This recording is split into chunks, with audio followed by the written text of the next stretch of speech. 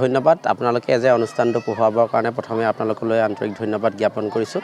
আজি সকলোৱে জ্ঞাত হয় যে আজি 31 জানুৱাৰী দিনটো আমাৰ আহোম জনগোষ্ঠীয়ে উপৰি পূৰ্বসকলক লৈ তেওঁলোকক শ্ৰদ্ধা জনাই আজি অনুষ্ঠানটো মেডাম মেফি অনুষ্ঠানটো কৰে। আৰু এই মেডাম মেফি অনুষ্ঠানটো আমাৰ এই নাজিৰা অঞ্চলটোত আমাৰ প্ৰায় 15-20খন গাঁৱৰ এখন মঞ্চ আছে, আমাৰ এখন যুৱ সমাজ আছে, সৰ্বোদয় সমাজৰ উদ্যোগত আৰু স্থানীয় ৰাইজৰ সহযোগত এই মেডাম মেফি অনুষ্ঠানটো আজি এই আমাৰ চানবছা মৈদামক উৎসৰ্গা কৰি অনুষ্ঠিত কৰা হৈছে। ইয়াত পৰম্পৰাগত আমাৰ যিখিনি মাংগলিক কাৰ্য আছিলে আমাৰ আহোম জনগোষ্ঠীৰ যিখিনি লোক পৰম্পৰা সেইখিনি কৰা হৈছে। সেইখিনি কৰাৰ উপৰিও আৰু তাৰ লগত সংগতি ৰাখি আমাৰ ছাত্ৰ ছাত্ৰীসকলৰ খেলা ধূলাৰ প্ৰায় স্মৃতি পৰীক্ষা, চিত্ৰাংকন আৰু ৰচিতনা, কাবাডী এইখিনি খেল প্ৰায় আধাখিনি হৈ গৈছে আৰু অনুষ্ঠিত হ'বলৈ আছে। তাৰ উপৰিও আমি এখন প্ৰদৰ্শনী মেলা আমি আয়োজন কৰিছিলোঁ। প্ৰদৰ্শনী মেলা ইতিমধ্যে ৰাইজে উপভোগ কৰি আছে। আশা কৰোঁ আৰু সমাগত হ'ব।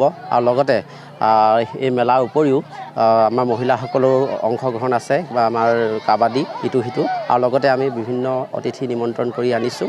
মুকলি সভা হ'বলৈ গৈ আছে।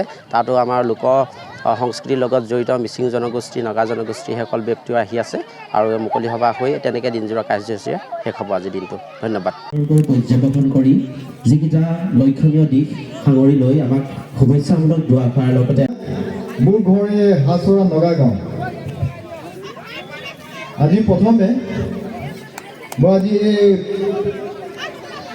আমাৰ পবিত্ৰ মেডাম মেফে অনুষ্ঠান উপস্থিত আমাৰ ককা আইতাসকল আৰু টাই আহোমৰ ডাঙৰীয়াসকলক সদৌ অসম নগা কল্যাণ সমাজৰ ফালৰ পৰা বুজি পাব।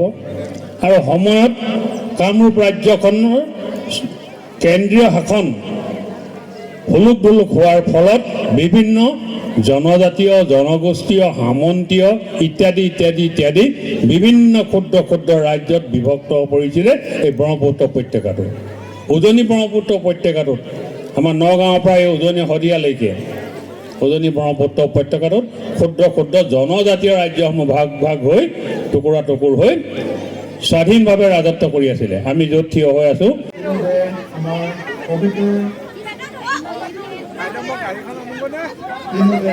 আজি আমাৰ অসম জাতিবিলাক ফেষ্টিভেল বিহু সোমাইছে। আমি ৰিমেম্বাৰ দিবলৈ আমাৰ ৰাজাবিলাক সোমাই যায়, যিমান আমাৰ অসম জাতিবিলাক ছ'চাইটি ষ্ট্ৰং আছিলে।